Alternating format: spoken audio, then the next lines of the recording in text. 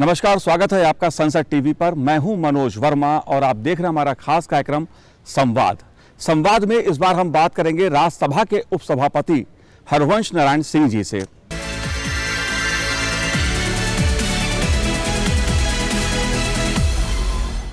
हरवंश नारायण सिंह जी का जो जीवन रहा है, उनका जो जन सरोकार की उन्होंने पत्रकारिता अपने जीवन में की, करीब 4 दशकों तक राजनीति, संसद, इन सभी का एक जीवन के कई आयाम हैं। इनको हम जानने समझने की कोशिश करेंगे अपने इस खास कार्यक्रम में। सबसे पहले आप देखिए हरवंश जी के जीवन पर केंद्रित यह रिपोर्ट। बचपन से ही सर्टिफिकेट में नाम दर्ज है हरिवंश नारायण सिंह, पर जेपी आंदोलन और समाजवादी विचारों के जाति विहीन समाज के सपनों के असर में 18 साल की उम्र से सिर्फ हरिवंश इस्तेमाल कर रहे हैं, इसलिए उन्हें लोग हरिवंश के नाम से ही पुकारते हैं। हरिवंश बहुआयामी व्यक्तित्व के धनी हैं। पत्रकारिता, लेखनी, राजनीति और सामाजिक सरोकार के क्षेत्र में उनके योगदान के कई आयाम हैं। बलिया के सिताब दियारा के दलजीत टोला में 30 जून 1956 को हरिवंश का जन्म हुआ। महान स्वतंत्रता सेनानी, समाजवादी और संपूर्ण क्रांति के अग्रदूत, बिहार आंदोलन के प्रणेता लोकनायक जयप्रकाश नारायण का जन्म स्थान भी यही सिताब दियारा गांव है। बनारस हिंदू विश्वविद्यालय से उन्होंने अर्थशास्त्र में एमए किया, फिर पत्रकारिता में डिप्लोमा। पढ़ाई के दौरान ही वर्ष 1977-78 में मुंबई में टाइम्स ऑफ इंडिया समूह में प्रशिक्षु पत्रकार के रूप में उनका चयन हुआ। इसके बाद वे टाइम्स समूह की साप्ताहिक पत्रिका धर्मयुग में 1981 तक उप संपादक रहे। 1981 से 84 के बीच हैदराबाद और पटना में बैंक ऑफ इंडिया में नौकरी की। वर्ष 1984 में फिर से पत्रकारिता में वापसी। 1989 में अक्टूबर तक कोलकाता में आनंद बाजार पत्रिका समूह से प्रकाशित रविवार साप्ताहिक पत्रिका में सहायक संपादक के रूप में काम किया। साल 1989 में हरिवंश ने तत्कालीन बिहार के रांची से छपने वाले बंद प्राय प्रभात खबर में प्रधान संपादक का दायित्व संभाला। पहले पत्रकार, फिर बैंक अधिकारी। पत्रकारिता को ही मूल कैरियर बनाने वाले हरिवंश ने 4 दशकों तक सामाजिक सरोकार की पत्रकारिता की। इस बीच चंद्रशेखर प्रधानमंत्री बने तो हरिवंश अतिरिक्त सूचना सलाहकार के रूप में प्रधानमंत्री कार्यालय से जुड़ गए। हरिवंश पूर्व प्रधानमंत्री चंद्रशेखर के करीबी और सहयोगी रहे। हरिवंश के राजनीतिक जीवन और चिंतन पर गांधी, जेपी, लोहिया और चंद्रशेखर के प्रभाव साफ नजर आते हैं। साल 2014 में जनता दल यूनाइटेड बिहार से राज्यसभा सदस्य बने। राज्यसभा के उपसभापति के तौर पर हरिवंश ने जिस तरह मर्यादाओं का ध्यान रखा, उसी तरह संसद सदस्य के तौर पर भी उनका कार्यकाल उतना ही गरिमापूर्ण रहा।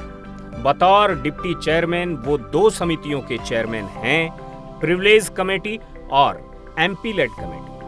संसदीय दायित्वों के साथ हरिवंश अभी भी लेखन में सतत सक्रिय हैं। प्रधानमंत्री नरेंद्र मोदी ने भी सदन के भीतर हरिवंश जी की निष्पक्षता, बौद्धिकता और मूल्य आधारित सामाजिक राजनीतिक जीवन की प्रशंसा की। एक ऐसा व्यक्तित्व जिसने किताबें पढ़ी भी बहुत, किताबें लिखी भी बहुत, और मैं समझता हूं कि अखबार चलाना, पत्रकारों से काम लेना, ये तो शायद सरल रहेगा। समाज कारण वाली दुनिया, उसका अनुभव एक है, राजकारण वाली दुनिया का अनुभव दूसरा है। एक सांसद के रूप में आपने सफल कार्यकाल के अनुभव सबको कराया है, और मुझे विश्वास है कि अब सदन का मंत्र बन जाएगा सभी हम सांसदों का, हरि कृपा। अब सब कुछ हरि भरोसे, और मुझे विश्वास है कि हम सभी उधर हो इधर हो, सभी सांसदों पर हरि कृपा बनी रहेगी।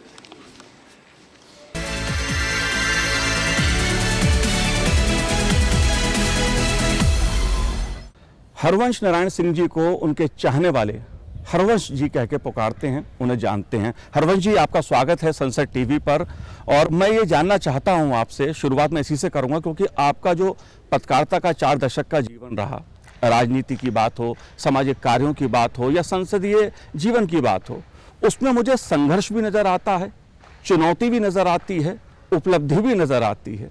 तीनों आयाम नज़र आते हैं कि कैसे आपने जीवन के उन संघर्षों का सामना किया, चुनौतियों का सामना किया और आप पत्रकारिता से उपसभापति के पद तक।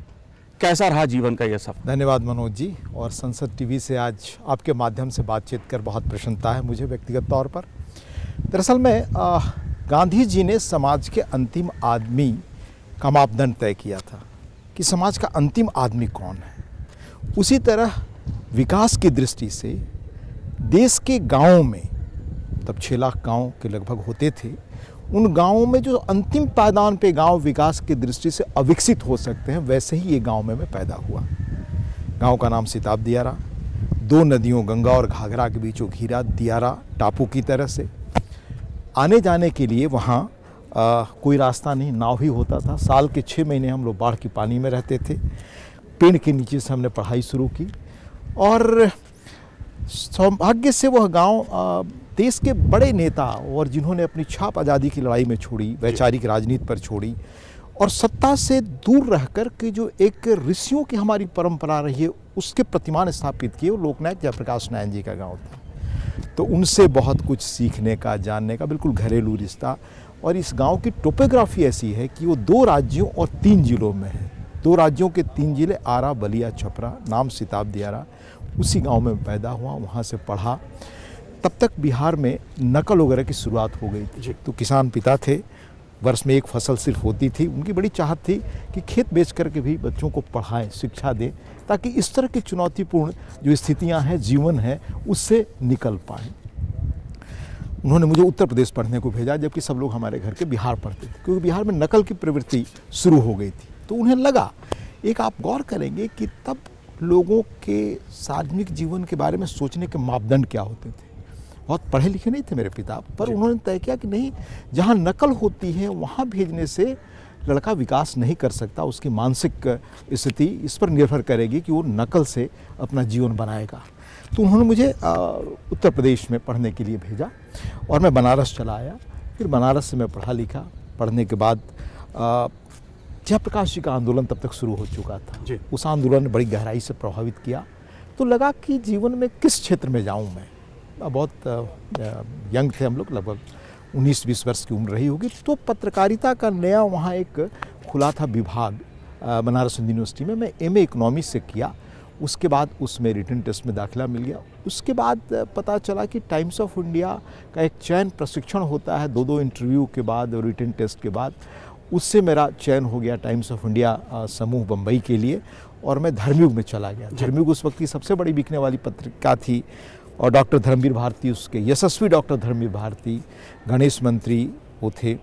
नवनीत वहाँ से निकलता था, एक उसके संपादक थे नारायण दत्त जी, वो थे HY शारदा प्रसाद के छोटे भाई। तो इन लोगों का सानिध्य मिला। फिर वहाँ से बम्बई 5 वर्ष रहने के बाद मन थोड़ा वो हुआ, तो बड़े शहर की भीड़ भाड़ से मैं गाँव से गया था और मुझे ये सवाल बराबर लगता था कि हम लोग समाज बदलने की इच्छा से प्रेरित होकर पत्रकारिता में आए, तो मैं क्या कर रहा हूँ, क्या इसका परिणाम या आउटपुट हमारे सपनों के अनुसार दिखता है कि नहीं। तो लगा तो एक बड़े शहर से भीड़ भाड़ से निकलें। तो मैं बैंक में अवसर मिला, हैदराबाद चला गया। फिर मुझे रिजर्व बैंक में भी अवसर मिला, पर मैं पटना आ गया था तब तक पारिवारिक कारणों से। मैं ये छोड़कर दोनों प्रस्ताव चुपचाप बिना घर को बताए मैं रविवार में चला गया कलकत्ता। रविवार उस वक्त की बड़ी यशस्वी राजनीतिक सामाजिक मुद्दों पर बड़ी गंभीर पत्रिका मानी जाती थी। जी। रविवार में रहा। जी। मेरे अंदर सवाल ये मनोज जी उठने लगा कि क्या इसी पत्रकारिता के लिए मैं पत्रकारिता को चुना था, जबकि मेरे पास पढ़ाने का बनारस हिंदू यूनिवर्सिटी में जब मैं पढ़ता था तो इच्छा हुई कि अध्यापक बनूं, क्योंकि बहुत अध्यापकों का जीवन पढ़ने का अवसर वो सब मिलता था। पढ़ाई के प्रति थोड़ी अभिरुचि पैदा हो गई, ख़ास तौर से आज़ादी की लड़ाई का साहित्य, पंडित जी का साहित्य, गांधी जी के बारे में पढ़ना, सुभाष बोस और भगत सिंह, चंद्रशेखर आज़ाद, इन सब के साहित्य ने बहुत प्रेरित किया। चूंकि आपके दिल के करीब, अगर मैं समझ पा रहा हूं, और आपका जो जीवन यात्रा मैंने जितनी समझने की कोशिश की है उसमें पत्रकारिता आपके दिल के करीब रही है। आज की पत्रकारिता जो है और जो आपने पत्रकारिता की, क्योंकि अभिव्यक्ति की आज़ादी की बात भी बहुत होती है, क्या अंतर पा रहे हैं? क्या जन सरोकार की पत्रकारिता हो रही है? क्या मुद्दों की पत्रकारिता हो रही है? उसे आप कैसे देखते हैं? मैं सही कहूं अगर आपको, तो जो लोग जन अभिव्यक्ति का मुद्दा उठाते हैं, आज जितनी स्वतंत्रता तो कभी रही ही नहीं।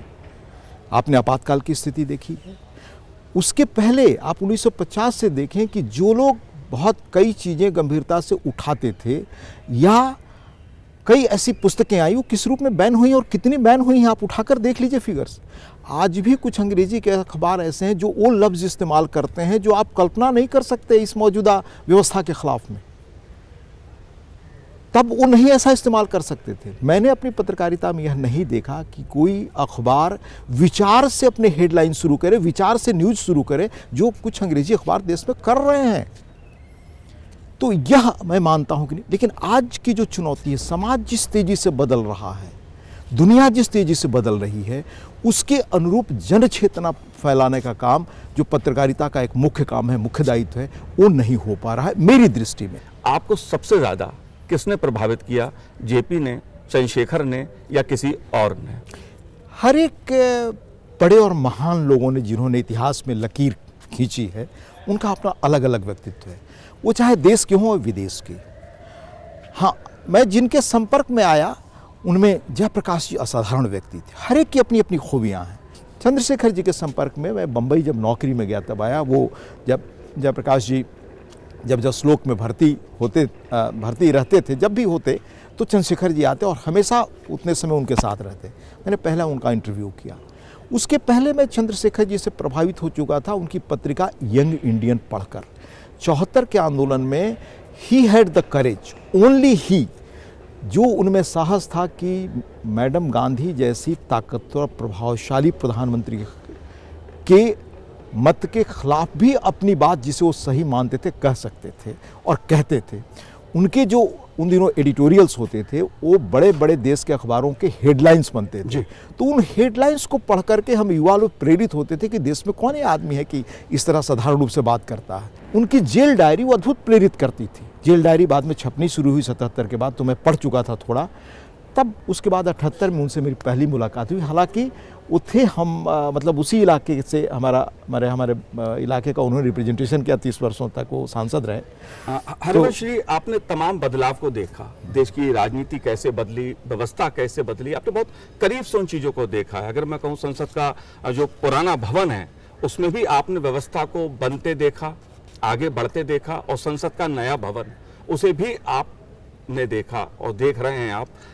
व्यवस्था को लेकर आप अक्सर, सिस्टम को लेकर, उसके बदलाव को लेकर, उसमें जो सवालात हैं उससे जुड़े मुद्दे हैं सिस्टम और व्यवस्था को लेकर, उस पर भी आप अक्सर अपना मत रखते रहे हैं, सार्वजनिक रूप से भी आपने रखा। क्या व्यवस्था को आप लेके क्या कहना चाहते हैं? ये बड़ा गंभीर सवाल है। गांधी के आने के बाद जिस तरह साम्राज्यवाद दुनिया में ख़त्म हुआ, या विचारों का जो दौर आया, पूंजीवाद, समाजवाद, अराजकतावाद, गांधीवाद, इसने दुनिया में लगा कि विचारों से दुनिया बदल जाएगी। और उनके वाक्य थे कि लगा कि दुनिया स्वर्ग के दरवाजे पर पहुंचकर खटखटा रही है, कि बस दरवाज़ा खुला, हम प्रवेश किए, एक नई दुनिया, नई व्यवस्था, नई मानवीय स्थिति हमको मिल जाएगी, जिसके लिए इंसानियत कई सौ वर्षों से संघर्ष कर रहा है। आज दुनिया आर्टिफिशियल इंटेलिजेंस के किनारे खड़ी है। तो हमारी व्यवस्था में, भारत के संदर्भ में, संसदीय माध्यम से कैसे बड़ा परिवर्तन और हो सकता है, ये हम सांसदों पर, विधायिका पर बहुत कुछ निर्भर करता है।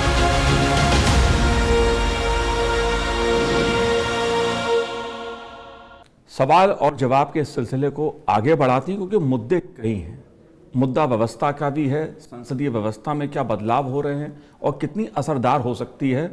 हरिवंश जी, मुद्दा एक अगर आता है तो जब हम व्यवस्था की बात करते हैं तो भ्रष्टाचार और हमारी राजनीतिक व्यवस्था में परिवारवाद, ये दो मुद्दे बड़ी प्रमुखता के साथ उभर के सामने आए हैं, जिन्होंने हमारी व्यवस्था को खासा प्रभावित किया है। आप कैसे देखते हैं इन दोनों मुद्दों को? बहुत अच्छा सवाल आपने पूछा मनोज जी। दरअसल अगर मैं कहूँ तो राजनीति में आने, पत्रकारिता में आने के लिए ऐसे सवालों ने ही प्रेरित किया। जब हम लोग विद्यार्थी थे तो जेपी ने जो आह्वान किया कि भ्रष्टाचार मुक्त व्यवस्था हो, उन्होंने सवाल भी उठाया कि 62-63 में, फिर 65 में लोकायुक्त का सवाल उठा, भ्रष्टाचार के सवाल उठे। लाल बहादुर शास्त्री जी ने कमेटी भी बनाई, उसके चेयरमैन जहाँ तक मुझे याद है मोरारजी देसाई थे, पर ये सब चीज़ें कुछ हो नहीं सकी। नवनिर्माण आंदोलन शुरू हुआ था, वो भी भ्रष्टाचार और व्यवस्था बदलाव को लेकर था। जेपी ने एक लेख लिखा, शायद इंडियन एक्सप्रेस में वो लेख था कि युवाओं से क्या उम्मीद है, कि वो कैसे एक भ्रष्टाचार रहित नैतिक व्यवस्था बनाने में देश को मदद करेंगे, जिसके लिए गांधी से लेकर के हमारे क्रांतिकारियों ने, भगत सिंह, सुभाष बोस, इन सब ने अपनी कुर्बानी दी। उसी वक्त जेपी ने एक और बात कही थी। जेपी सरदार पटेल के पहले आलोचक थे। 74 में उन्होंने बड़ा एक लंबा लेख लिखा सरदार पटेल पर, पश्चाताप करते हुए कि सरदार पटेल कितने बड़े व्यक्ति थे, उन्होंने व्यवस्था को कैसे बेहतर बनाया। उसी क्रम में हम लोग युवा थे, पढ़ने की थोड़ी आदत पड़ी। दुर्गादास की मुझे किताब मिली। आप जानते हैं दुर्गादास आज़ादी की लड़ाई के सबसे प्रखर पत्रकारों में रहे। उनकी बड़ी चर्चित पुस्तक है India from Lord Curzon to Nehru and after. हर भारतीय युवा को जो बेहतर भविष्य चाहता है या राजनीति में काम करने वाले को उस पुस्तक को पढ़नी चाहिए। उसकी भूमिका लिखी है जाकिर हुसैन ने। उसमें एक प्रसंग है कि आज़ादी के तत्काल बाद राजेंद्र बाबू ने पंडित जी से, जो उस वक्त प्रधानमंत्री थे, कहा कि भ्रष्टाचार पर अंकुश रखने के लिए एक आयोग, ऑम्बुड्समैन बनाया जाए, जो राष्ट्रपति की भी मातहत हो सकता है या स्वतंत्र भी हो सकता है। पर दुर्गादास लिखते हैं उस पुस्तक में, जिसकी भूमिका जाकिर हुसैन ने लिखी है जी, कि पंडित जी को यह बात बहुत नागवार गुजरी। शायद उन्होंने महसूस किया कि हमारी कैबिनेट पर यह टिप्पणी होगी। उन्होंने बहुत बुरा माना और नाराज हो गए। उसका परिणाम क्या हुआ? वो बात वहीं रुक गई। जो पंडित जी आज़ादी की लड़ाई के दौरान, जब बंगाल का अकाल पड़ा, उससे मौतें हुई, तो कहा था कि मैं चाहता हूं कि भ्रष्टाचारी जब हमारी सत्ता आएगी तो लैंप पोस्ट पर लटका दिए जाएं। जब राष्ट्रपति के रूप में राजेंद्र बाबू ने कहा, और मैं स्मृति के आधार पर कह रहा हूँ, उस किताब में उल्लेख है, राजेंद्र बाबू ने कहा कि नहीं तो यह कांग्रेस के ताबूत में आखिरी किल साबित होगी। This was the word. मैं मेमोरी के आधार पर कह रहा हूँ, आप चेक करें जी। पर वो नहीं बना। उसके बाद मंत्रियों के भ्रष्टाचार के किस्से किसने उठाए? फिरोज गांधी ने उठाए। एक बड़ी चर्चित किताब है जिसे आज लोग याद नहीं रखते, मिनिस्टर्स मिसकंडक्ट, एजी नूरानी की। जी। पंडित जी के कैबिनेट में वीके कृष्ण मेनन से लेकर जो जीप स्कैंडल हुआ, जो जीपें आपके एक पराजय में एक कारण भी बताई जाती हैं, चाइना से जो पराजय हुआ, उससे सारी चीज़ें उसमें उल्लेख है कि उस वक्त के मिनिस्टर्स के मिसकंडक्ट क्या थे, करप्शन क्या थे। पर उस पर कोई अंकुश नहीं लगा। बाद में तो बढ़ता ही गया। हमारी एक प्रधानमंत्री जी, उन्होंने कहा कि ये इंटरनेशनल फिनोमिना है। जेपी ने आंदोलन शुरू किया, हमारे उसके बाद वीपी सिंह जी ने आंदोलन शुरू किया, पर कभी भ्रष्टाचार उन्मूलन का व्यापक असर नहीं हुआ। और तो और आपको याद होगा, माननीय नरसिंह राव जी जब प्रधानमंत्री थे तो वोरा कमीशन बना बंबई में विस्फोट के बाद। वोरा कमीशन ने बहुत साफ साफ कहा, जिसकी रिपोर्ट बहुत दिनों तक सार्वजनिक नहीं की गई, कि कैसे राजनीति से लेकर, उद्योग से लेकर अपराधियों की क्या साठगांठ है। मैं सभी स्मृति के आधार पर आपको कह रहा हूं। तो शुरू से जो भ्रष्टाचार बढ़ना शुरू हुआ, वो पेड़ कैसे मजबूत हुआ होता गया और इतना विशाल पेड़ बन गया कि उसको, उसकी सफाई हमारे वीपी सिंह भी आए, इसी नारे पर आए, पर उस पर कोई बहुत कारगर कार्रवाई नहीं हुई। आज प्रधानमंत्री जी आह्वान करते हैं आपको लाल किला से, उसमें भ्रष्टाचार खत्म करने की वो बात कर रहे हैं। और बहुत काम हुआ है 14 के बाद भ्रष्टाचार उन्मूलन में। जैसे मैं आपको 2-4 उदाहरण के रूप में बता दूं, बेनामी संपत्ति कानून 88 में बना, 88 में बना, रूल्स नहीं बने। रूल्स आपको शायद 16 में बने हैं या 14 के बाद, कम से कम इस सरकार के आने के बाद बने हैं। उसके अंदर न जाने कितने लोगों की, कितने हजार करोड़ की संपत्ति जब्त हुई है। आज जितनी कार्रवाइयां भ्रष्टाचार के खिलाफ हो रही हैं, अगर उन दिनों हुई होती है, बेनामी संपत्ति के कानून उन दिनों बने होते, ब्लैक मनी रोकने के कानून उन दिनों बने होते, दूसरा, ब्लैक मनी जनरेट कहां से होता था? सेल कंपनियां। इस सरकार ने काम किया, 3 लाख सेल कंपनियां खत्म की। वो सेल कंपनियां मनी जनरेट करती थी जो बाहर जाता था। आज तो एक एक पैसे का पेमेंट होता है सीधे। तब वो दौर था जब एक प्रधानमंत्री जी ने कहा तब कि दिल्ली से 1 रुपया चलता है वो गांव में 5 पैसे पहुंचता है या 15 पैसे पहुंचता है, तो 85 पैसे जो इधर बंट रहे थे उसको रोकने की कोशिश नहीं हुई। और मुझे तो आश्चर्य होता है कि रक्षा सौदे में भ्रष्टाचार के कारण सरकारें बदलती रही मनोज जी, पर किसी ने ये कोशिश नहीं की कि हम रक्षा सौदे बाहर से लगातार कम करें। कभी नहीं हुआ। भारत सबसे बड़े हथियारों का खरीदार बना है। ये 14 के बाद क्यों कोशिश हो रही है कि हम स्वदेशी ताकत बनाएं? आज बड़े पैमाने पर आपका DRDO, बड़े पैमाने पर हथियार बनाकर देश में हम इस्तेमाल करें और एक्सपोर्ट कर रहे हैं हम लोग हथियार के क्षेत्र में। और आप जानते हैं कि हथियार के क्षेत्र में स्वावलंबी होने में लंबा समय लगता है, 10-15 वर्ष। पर बड़े पैमाने पर 14 के बाद, मतलब जिस बड़े पैमाने पर काम हो रहा है कि भारत हथियारों के मामले में भी आत्मनिर्भर बने, दुनिया हमारे साथ, तो हमारे यहाँ तो ये स्थिति हमने व्यवस्था ने रहने दी जी, व्यवस्था ने रही। तो ये भ्रष्टाचार कैसे कहाँ तक पसर कर गया। और आज भ्रष्टाचार पर जहाँ भी कार्रवाई होती है आप देखिए किस तरह से, मतलब उसके खिलाफ आवाज़ उठाई जाती है। और आवाज़ उठाते कौन लोग? ये व्यवस्था के बड़े ताकतवर लोग हैं। गांव का गरीब आदमी, गरीब किसान, असमर्थ लोग वो भ्रष्टाचार नहीं करते। इसलिए जो भी भ्रष्टाचार के खिलाफ संघर्ष करता है जनता उसके साथ होती है। अब मुझे कहने की जरूरत नहीं कि मौजूदा चुनाव में आप कई जगह देखें पिछले 14 के बाद, तो जो लोग भी भ्रष्टाचार के खिलाफ संघर्ष करते दिखते हैं उनको जनता समर्थन देती है। यानी जनता गलत नहीं है। ईडी कार्रवाई करती है तो कुछ दलों को तकलीफ होती है, कुछ सदस्यों को तकलीफ होती है, सवाल उठाए जाते हैं। क्यों? इसलिए क्योंकि मैंने कहा आपको, एक लाइन अभी लास्ट में कहा कि ताकतवर समूहों के खिलाफ जिन्होंने भ्रष्टाचार किए हैं कार्रवाई आप करेंगे तो वो ताकतवर समूह है व्यवस्था के। इस व्यवस्था के भ्रष्टाचार में गांव का गरीब, किसान, आम नागरिक वो इन्वॉल्व नहीं है। और मैं आपको बता रहा हूं कि कैसे ये आज़ादी के बाद भ्रष्टाचार बढ़ना शुरू हुआ और अनइंटरप्टेड आज तक चला। अगर यही ईडी की कार्रवाई, यही बेनामी कानून बनाने जैसा, यही बेनामी कानून ही सिर्फ नहीं, अनेक ऐसे कानून बनाए गए जो ब्लैक मनी को आज रोकते हैं। तो ये रेरा कानून 14 के बाद जब ये सरकार आई तो क्यों बना? ये पहले क्यों नहीं बना? लोकायुक्त का कानून 62-63 से बात हो रही थी, सरकार के आने के बाद क्यों बना? ये पहले क्यों नहीं बना? जी, आप यही जब जनता की मांग से सरकारें बदल रही थी और भ्रष्टाचार के मुद्दे पर सरकार बदलकर केंद्र में सरकारें बन रही थी। 77 में जनता पार्टी भी बनी, आपको याद होगा जी। वही मूल मुद्दा था संपूर्ण बदलाव का। हमारे माननीय VP सिंह जी की सरकार आई। तो ये सारी चीजें अगर उसी वक्त हो गई होती कि बेनामी संपत्ति जो रखेगा हम कार्रवाई करेंगे, ये तो समर्थ लोग ही न रखते हैं, आप जानते हैं। तो ये कारण है कि ताकतवर लोग, समर्थ लोग, इस देश का जो प्रभुत्वशाली वर्ग है, अगर उसके खिलाफ कार्रवाई होती है तो वो निश्चित रूप से वो नाराज होगा और अपनी आवाज उठाएगा।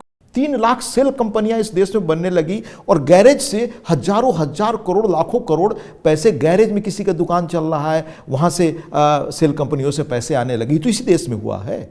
3 लाख उसके डायरेक्टर्स थे, रातों रात खत्म हो गए, कहीं आवाज नहीं उठी। तो हमारी सिस्टम ने पैरेलल ब्लैक मनी जनरेट करने का जो एक बड़ा जाल खड़ा कर लिया था, वही जाल ऊपर से जो 1 रुपया चलता था उसका 85 पैसा ले लेता था। ये वो ताकतवर ग्रुप था। आपने देखा कि जब अनिवार्य किया गया कि अखबारों में जब सरकारी दफ्तरों में जाएं, कॉलेजेस में जाएं, तो आपको अटेंडेंस देने के लिए वो आपको बायोमेट्रिक का इस्तेमाल करना पड़ेगा। ये नियम बना। उससे पता चला कि एक एक आदमी फिक्टिशियस रूप से 10-10 जगह से तनख्वाह ले रहा था। आदमी नहीं है, तनख्वाह जा रहा है। राशन कार्ड 25 लोगों का चल रहा है लेकिन सब फर्जी हैं। कितनी चीजें फर्जी पकड़ी गई हैं ये तो आपको मालूम है। अब डायरेक्ट आते ही सरकार ने बेनामी सारी चीजों पर कार्रवाई की। डायरेक्ट लोगों के अकाउंट में पैसे जा रहे हैं। कितना बड़ा बदलाव हुआ है। आप वही पैसे हैं जो सीधे हम लोगों के अकाउंट उसमें पहुंच रहे। इस बदलाव पे मैं आपसे और समझने की कोशिश करूंगा, लेकिन उससे पहले क्योंकि राजनीतिक मैं लौटकर परिवार बात वो बहुत महत्वपूर्ण मुद्दा है। युवा दिनों में और आज भी डॉक्टर लोहिया के विचारों ने हम सबको बड़ा आकर्षित किया। और लोहिया के जिन विचारों ने हमें आकर्षित किया उनमें एक परिवारवाद के खिलाफ का नारा था। सबसे अधिक उस वक्त परिवारवाद के खिलाफ लोगों का आह्वान और जिस एक व्यक्ति ने पूरा जीवन विपक्ष में रहते हुए उठाई, वो डॉक्टर लोहिया थे। उनके साथ जो लोग पैदा हुए, आज वो देखिए सारे के सारे परिवारवाद के जनक हो गए हैं। उनकी पार्टियां प्राइवेट लिमिटेड कंपनी बन गई हैं परिवार की। बहुत कम लोग एक आध जगह आपको मिलेंगे जिनकी पार्टियां निजी कंपनी के रूप में काम नहीं करती।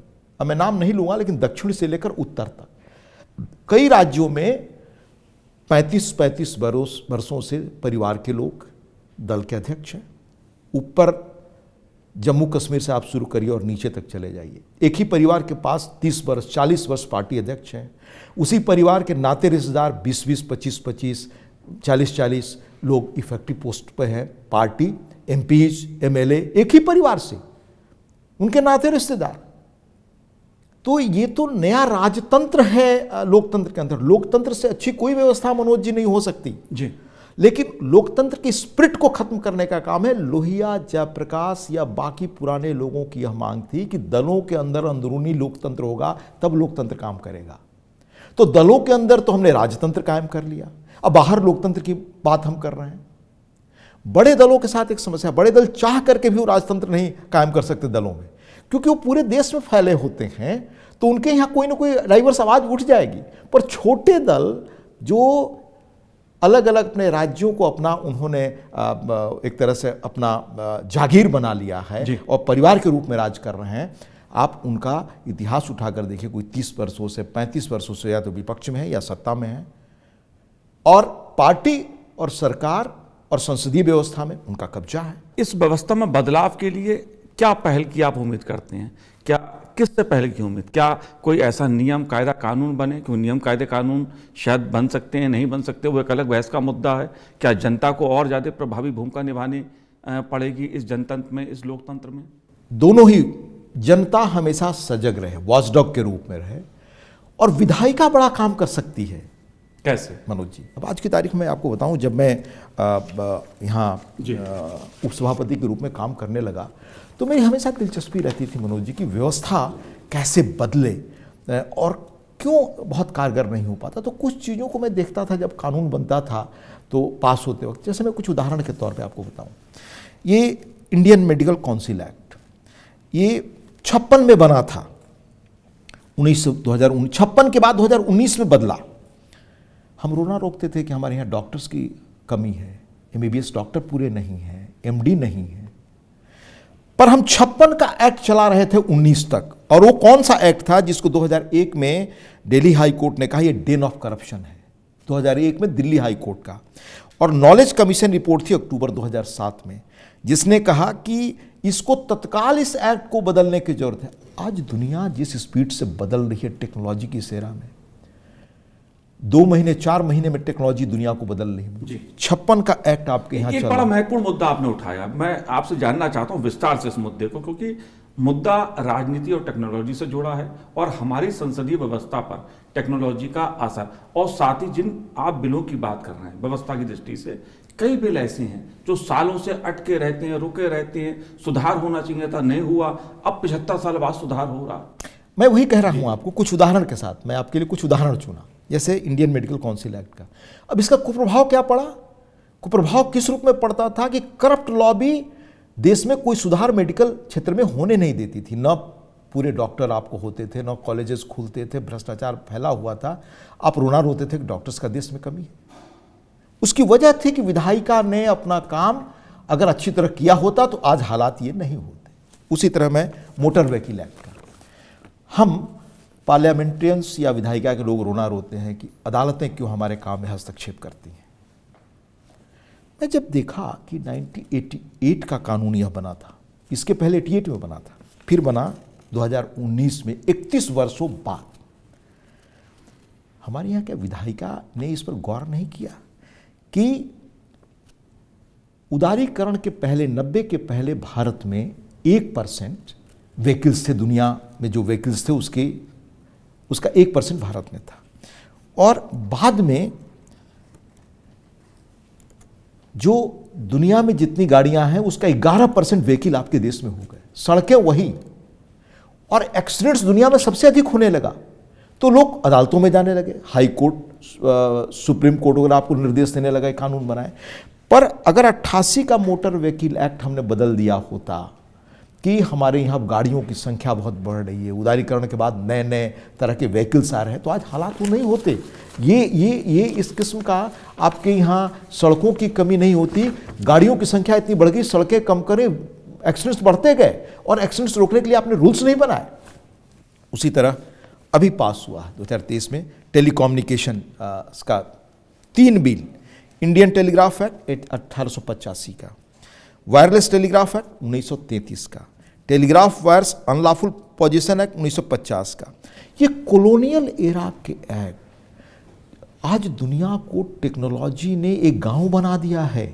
उस टेक्नोलॉजिकल एक्ट्स को आप 100 150 वर्ष पुराना अंग्रेजों के जमाने का रख रहे हैं। कैसे देश प्रगति करेगा? ये काम किसका है? तो विधायिका का है। तो क्यों नहीं हम इतने विधायिका के लोग इफेक्टिव होकर, ये तो दलों की सीमा की भी बात नहीं है जी। उसी तरह मैं फूड एडल्ट्रेशन के बारे में आपको बताऊं, हम सारे दलों के लोग रोज सवाल उठाते थे कि एडल्ट्रेटेड फूड के द्वारा इतने लोगों की मौत हो रही है, कैंसर बढ़ रहा है, पर उस एक्ट में आप जाइए तो वो भी वही हालत मैंने देखा। ये डाक विभाग अभी 23 में पास हुआ है, कितना पुराना अंग्रेजों के जमाने का एक्ट था। अभी ये वायरलेस वाला जो एक्ट था, इसमें ये था कि आपके घर वायरलेस का तार भी रखा मिल जाए, मैं लेमैन भाषा में कह रहा हूं, तो आप गिरफ्तार किए जा सकते थे। ये अंग्रेजों के जमाने का कानून था, ये आज तक चल रहा था, अभी आपने खत्म किया। दूसरा बता रहा हूं, बेनामी ट्रांजैक्शन एक्ट, जिसका मैंने आपको उल्लेख किया, ये 88 में बना, इसके रूल्स नहीं बनाए गए। इसी का परिणाम हुआ कि भ्रष्टाचार देश में बढ़ता गया।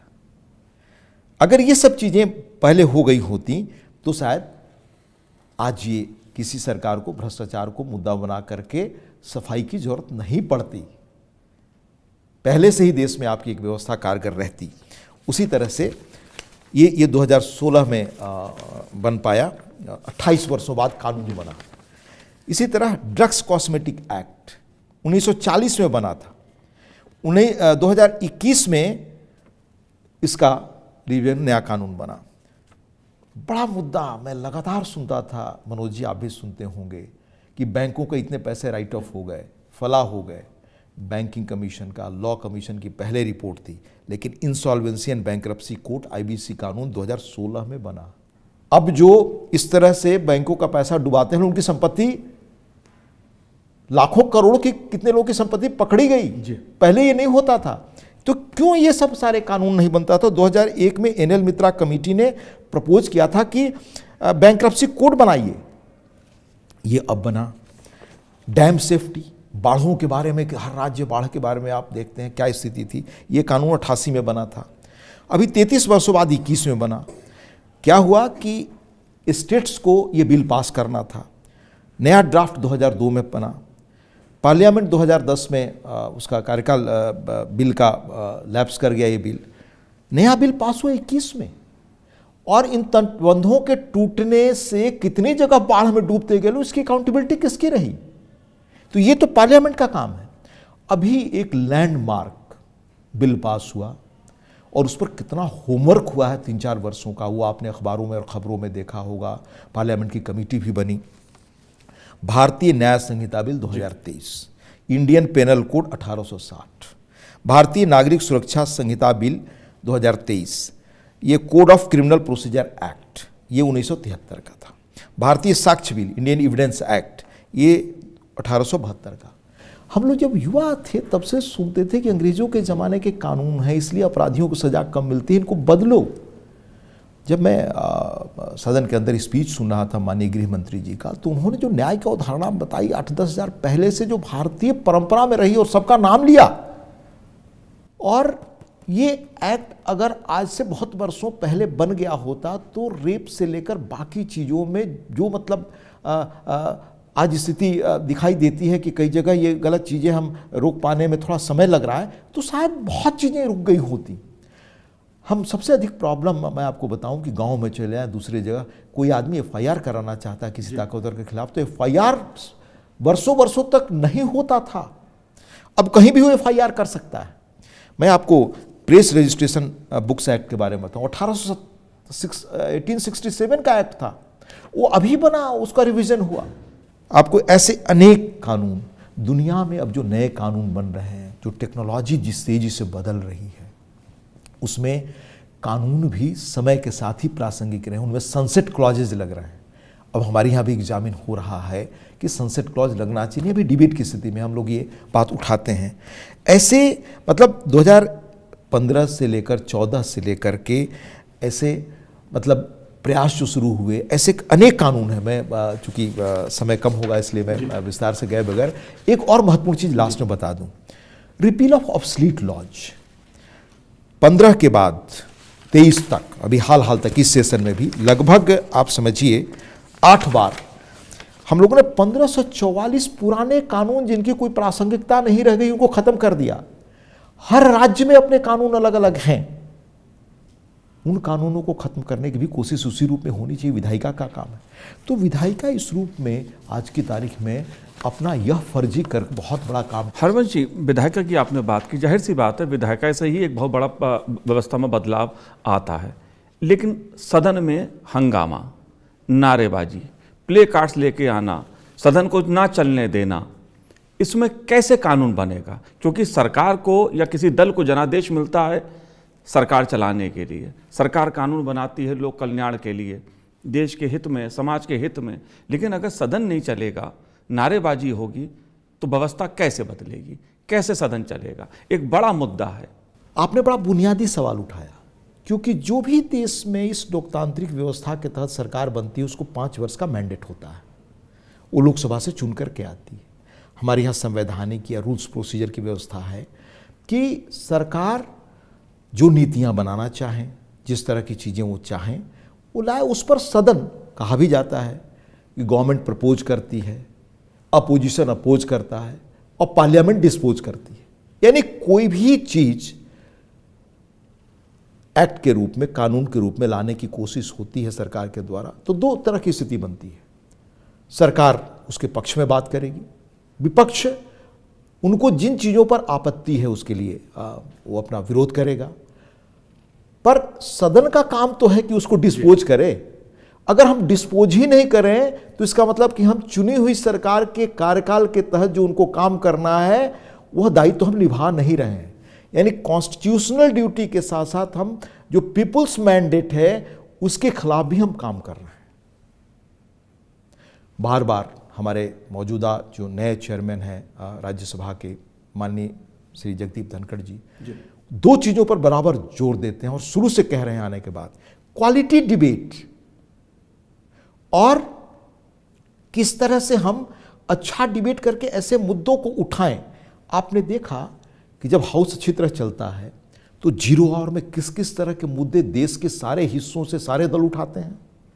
क्वेश्चन आवर में किस तरह से अच्छे क्वेश्चंस आते हैं। क्वेश्चन से ही सरकार पर आप अकाउंटेबिलिटी रख सकते हैं।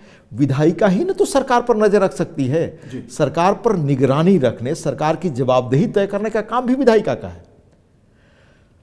पर आज़ादी के 25 वर्ष होने, 50 वर्ष होने पर अगर संसद संकल्प ले मनोज जी कि हम क्वेश्चन आवर किसी भी हालत में बाधित नहीं करेंगे, 0 आवर किसी भी हालत में बाधित नहीं करेंगे, क्योंकि ये सरकार पर नज़र रखने का, सरकार पर अंकुश रखने का हमारा सबसे प्रभावी इलाका है, उसको भी हम न चलने दें, तो आप समझ सकते हैं कि हम लोकतंत्र को, हम विधायिका के लोग कहाँ ले जाना चाहते हैं। आपने सर बहुत महत्वपूर्ण मुद्दा ये सामने रखा कि प्रश्नकाल चले, शून्यकाल में चर्चा हो।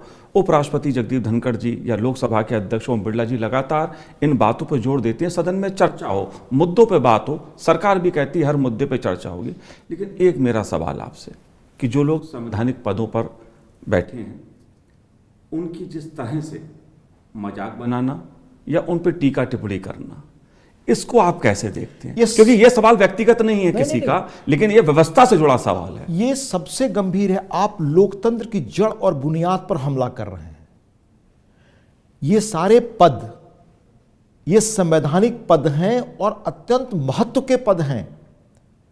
लोकतंत्र से अच्छी कोई व्यवस्था नहीं हो सकती मनोज जी, और आप जो ये काम कर रहे हैं उससे लोकतंत्र की जड़ को कमजोर कर रहे हैं। इस तरह का हंगामा करना, इस तरह के बड़े पदों पर मर्यादित जो काम लोग कर रहे हैं बैठ करके उन पर किसी किस्म की कोई चीज़ कह देना, ये आप लोगों में लोकतंत्र के प्रति अनास्था पैदा कर रहे हैं। आप याद रखें कि जो लोग इस तरह का काम कर रहे हैं वो लोकतंत्र को कमजोर करने का काम कर रहे हैं। वो युवा पीढ़ी और लोगों के अंदर इस लोकतांत्रिक व्यवस्था के प्रति अनास्था पैदा करेंगे।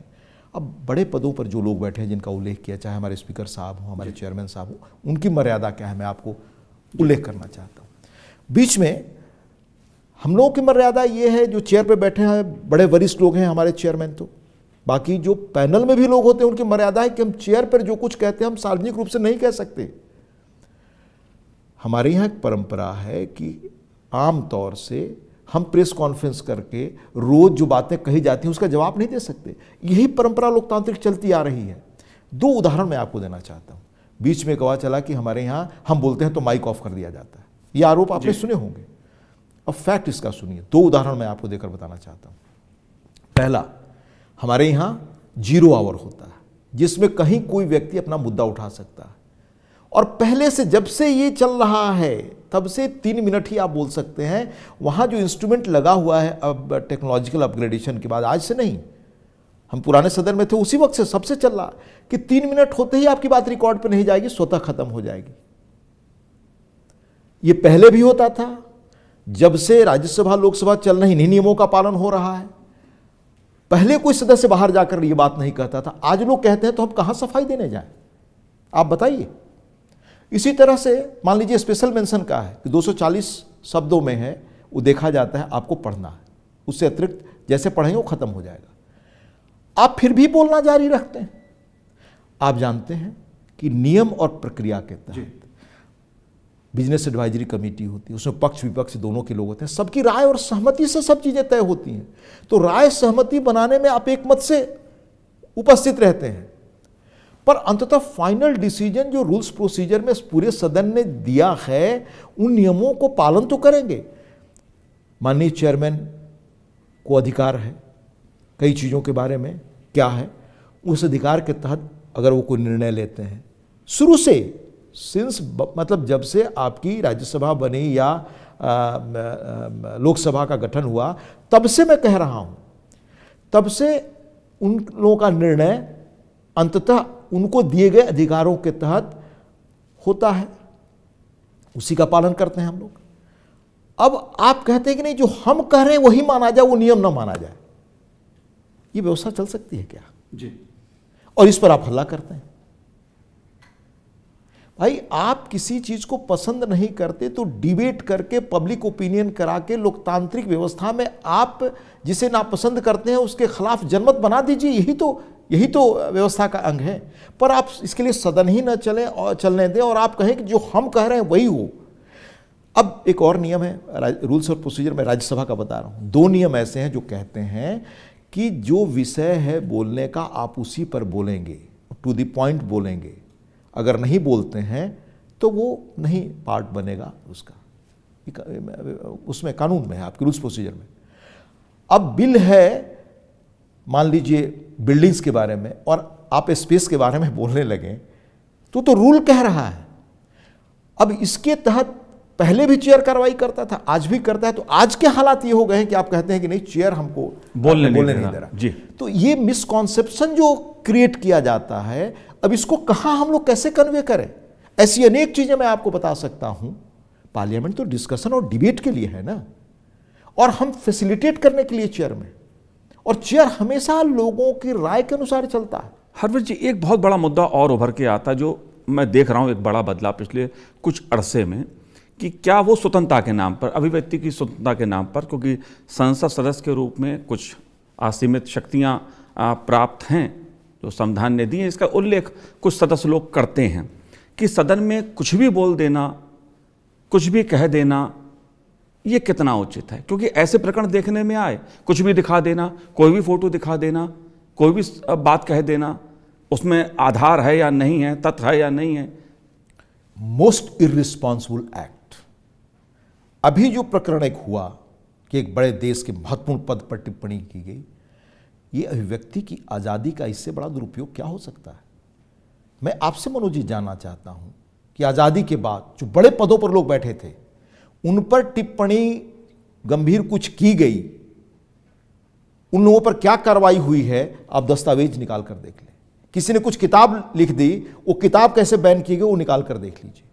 आपातकाल में क्या हुआ वो आप निकाल करके देख लें। ये बहुत ही खतरनाक प्रवृत्ति है कि आप किसी के बारे में कुछ भी कह दें। गांधी कहा करते थे कि इनडिसिप्लिन, इररिस्पॉन्सिबिलिटी, ये सबसे बड़ा फैटल है लोकतांत्रिक व्यवस्था के लिए। ये चीजें हमारी व्यवस्था को घून की तरह नीचे से उसकी नींव खत्म कर देंगी। अब मैं आपको बता रहा हूं मीडिया के बारे में कि इन चीजों के बारे में या भारत के बारे में जिस तरह से वेस्टर्न मीडिया का कॉन्सेप्ट है, उस पर भी संसद या उसमें हम खुलकर के जब चर्चा करते हैं तो हम कभी भी एक अपने पूरे देश के हित से की दृष्टि से ऊपर नहीं उठ पाते। आजादी के बाद से जिस तरह से सरदार पटेल पर, गांधी जी पर, हमारे पंडित जी पर, जवाहरलाल जी पर, इंदिरा जी पर जो वेस्टर्न मीडिया ने टिप्पणियां की, पंडित जी ने कहा कई प्रसंग में कि ब्रिटिश मीडिया है। सरदार पटेल पर जिस तरह से की हैं, सरदार पटेल के बांग्मय में इसका वर्णन है। इंदिरा जी जब प्रधानमंत्री बनी और अमेरिका गई, जिस तरह से चीज़ें लिखी गई वेस्टर्न मीडिया में उनके बारे में, जो कमेंट किए गए, इंडिया कम्स बेगिंग, हमारे यहाँ अकाल की स्थिति थी, वो लौटी। उसके बाद हमने संकल्प लिया कैसे ग्रीन रिवोल्यूशन हो। That was a great decision जी। तो वो वेस्टर्न, अभी कोविड के दौरान वेस्टर्न मीडिया इतना बास्ट रहा है भारत के प्रति। आपको याद होगा कि भारत में लोकतंत्र के बारे में यही वेस्टर्न मीडिया लगभग सैलिक हेर्समैन के साथ किताब है, India the most dangerous decade ahead, 60s में, कि कैसे भारत टूटने बटने वाला है। एक वो नेवली मैक्सवेल, वो टाइम्स के करस्पॉन्डेंट होते थे लंदन के यहाँ, जिन्होंने 63 वगैरह में शायद तीसरे चुनाव में लिख दिया था कि भारत में अंतिम चुनाव होने वाले हैं, यानी लोकतंत्र खत्म होने वाला है। उन्होंने इंडिया चाइना वार पुस्तक लिखी, उसमें भारत को आक्रमणकारी ठहरा दिया। तो बाद में उनको देंग सियाओपिंग वगैरह चीन ने बुलाया था। आप समझ सकते हैं ये वेस्टर्न मीडिया का अप्रोच रहा है। हम भारत में इस पर भी एक मत नहीं है। लोकतंत्र की जड़ें भारत में हजारों वर्ष पुरानी हैं। हमारे यहाँ आप डिबेट की बात लेकिन तो सवाल अब विदेश में जाके ही भारत के लोकतंत्र पर उठाते हैं, हमारे देश के नेता ही कुछ उठा रहे हैं। तो आप समझे कि हम देश के लोग अपने देश के बारे में दलों से ऊपर नहीं उठ सकते क्या? देश है तभी हम लोग हैं। आज देश दुनिया में, देश का परसेप्शन बदला है। मैं जब पहली बार विदेश गया था 94 में, तब देश को लोग कहते थे, या मीडिया में पाता था, सपेरों का देश, जादूगरों का देश, साधु संतों का देश, गरीबों का देश। इस तरह के एडजेक्टिव्स और बाकी चीज़ें हमारे लिए इस्तेमाल होते थे। आज टर्निंग पॉइंट है। आप जाएं, भारत का ग्रोथ रेट इतना कैसा हो गया, भारत कोविड का इतना इफेक्टिव हैंडलिंग कैसे कर लिया। जिस कोविड के बारे में इन लोगों ने फोरकास्ट किया था कि भारत सबसे अधिक प्रभावित होना है, भारत की इकॉनमी इतनी कैसे अच्छी हो रही है, ये भारत किस रूप में सामर्थ्यवान देश बन रहा है। आज दुनिया के दूसरे फोरमों पर जाइए तो भारत की जो प्रेस्टीज हम लोग देखते हैं, मतलब लगातार विदेशों में जो देखने को मिलता है, वो गौरव देता है। नहीं, लेकिन एक सवाल यहाँ पर आता है कि सदन में महत्वपूर्ण बिल आता है, विपक्ष सदन में नहीं है, चर्चा उस तरह से नहीं हो पा रही जिस तरह से होनी चाहिए। इस स्थिति को कैसे आप देखते हैं? कौन जिम्मेदार इसके लिए? दरअसल बहुत पहले मैंने एक चीज़ पढ़ी थी, और इस टेक्नोलॉजिकल एरा में आपको मैं कहना चाहूँगा, समय यानी टाइम और लहरें, नदियों और समुद्र की लहरें किसी की प्रतीक्षा नहीं करती। ये जो चेंज और जो जिन कानूनों का मैंने बताया आपको, इसको मैंने इस ढंग से सोचना शुरू किया कि ये कानून जो विलंब से बनाए गए, इसका क्या सोशियो इकोनॉमिक, सामाजिक और आर्थिक कीमत इस मुल्क ने क्या चुकाई है। अपराध में ये कानून अगर बहुत पहले बन गए होते तो आपके यहाँ क्या स्थिति होती अपराध कंट्रोल करने की? क्या अदालतों में इतने मामले पेंडिंग होते? या होते तो फिर आप उसको नया कानून बना के कम करते। पर आप 100-150 वर्षों का गुलामी का, जिसमें आज भी ब्रिटिश कॉलोनियल एरा के शब्द, सैकड़ों शब्द इस्तेमाल है क्वीन के से लेकर बाकी लोगों का, वही कानून ढो रहे हैं। बेनामी संपत्ति एक्ट जब करप्शन बढ़ा था तो क्यों नहीं बनाया आपने? इन जो सेल कंपनियां जो ब्लैक मनी जनरेट करती थी, उनको क्यों नहीं रोका आपने? ये जो प्रयास हुआ कि सारे पैसे लोगों के अकाउंट में सीधे दिए जाएं, ये पहले क्यों नहीं हुआ? मान लीजिए कह सकते हैं टेक्नोलॉजी नहीं थी, दूसरे मेथड अपनाए जाते, पर क्या कोशिश हुई?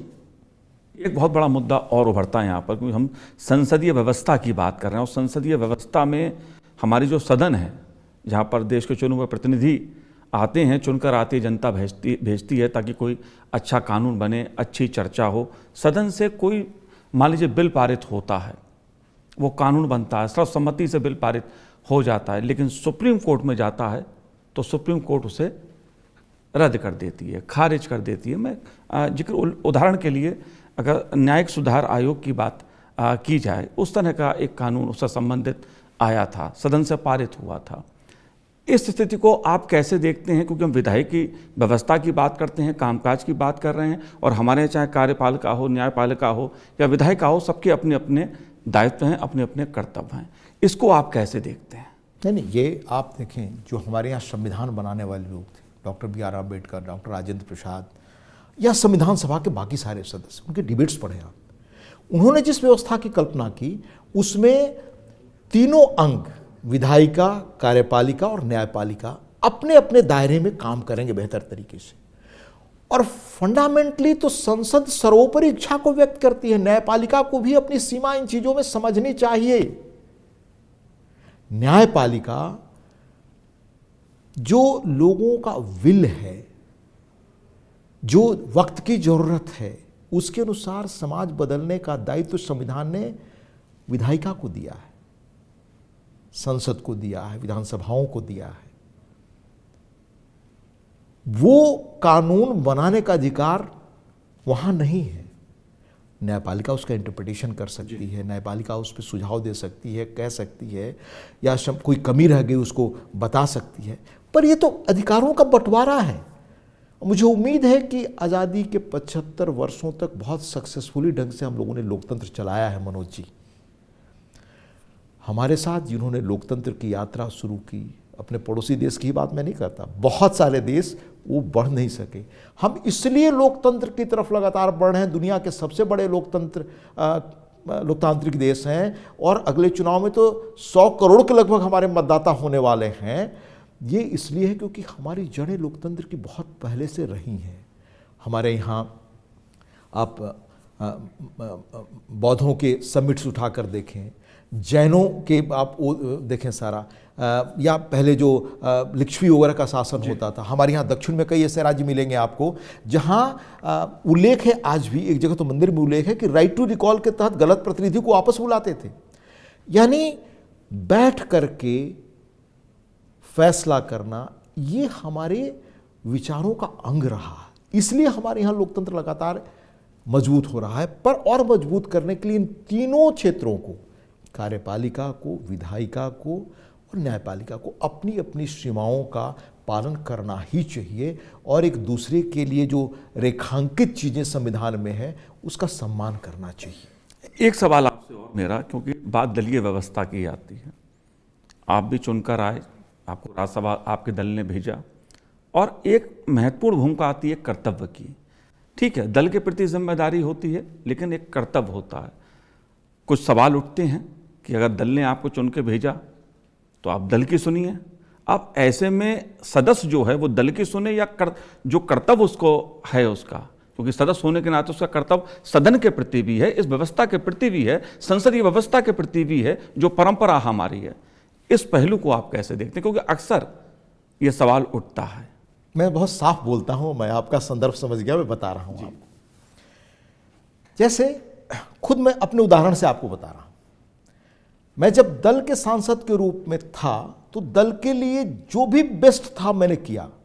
दल के साथ इन्वॉल्वमेंट, संसद में मेरी भूमिका आप दल के रूप में देखें। जिस क्षण मैं चुन ली गया इस पद के लिए तो मैंने आभार दल का भी व्यक्त किया, लेकिन यह एक नया दायित्व मिला, और हमारे पहले जितने लोग इस पद पे रहे हैं, यह संवैधानिक पद है। सरकारें आती जाती रहीं या समर्थक अपना दृष्टि बदलते रहे, पर यह संवैधानिक पद की मर्यादा रही कि वो सारे लोग बने रहे। हमारे पहले आप देखें, जो हमारे डिप्टी चेयरमैन थे, वो दूसरे दल के थे। उसके पहले 77 ऑनवर्ड्स देखें, डिप्टी चेयरमैन का पद जो है, सरकारें नई नई आती गई पर उस पर जो लोग भी रहे वही कायम रहे। तो ये संवैधानिक व्यवस्था है। तो संविधान ने जब हमें यह दायित्व सौंपा तो उसकी मर्यादा को रखना भी मेरा दायित्व है। तो संवैधानिक मर्यादा दलीय मर्यादा की तुलना में वहां बढ़ जाती है। हम इस रूप में दर्ज हों कि हमने संवैधानिक मर्यादा का पालन नहीं किया, ये इसके पहले नहीं हुआ, तो क्या मुझे करना चाहिए, ये सवाल था। और मैं तय किया कि नहीं, मैं संविधान ही है जो इस देश को एक रखा हुआ है, इसका पालन करूंगा। उसके पहले एक और अपने यहाँ जो परंपरा है वो मैं आपको बताना चाहिए। मैं गांव से आता हूं। हमारे यहाँ गांव में कहा जाता है कि जब गांव की जरूरत पड़े तो घर के हित का त्याग, गांव के हित की जरूरत, जिले के हित की जरूरत पड़े तो गांव के हित का त्याग, प्रदेश के हित की जरूरत पड़े तो जिले के हित की त्याग, जब देश के हित की जरूरत पड़े तो प्रदेश का त्याग।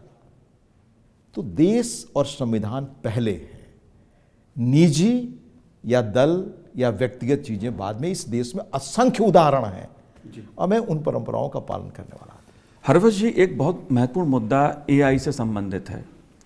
इसको आप कैसे देखते हैं? क्योंकि टेक्नोलॉजी बहुत तेजी से बदल रही है, व्यवस्था पर उसका खासा असर देखने को मिल रहा है। तमाम तरह के लोक कल्याण के काम भी अब टेक्नोलॉजी के जरिए हो रहे हैं, नई नई तरह की टेक्नोलॉजी उभर के सामने आ रही है।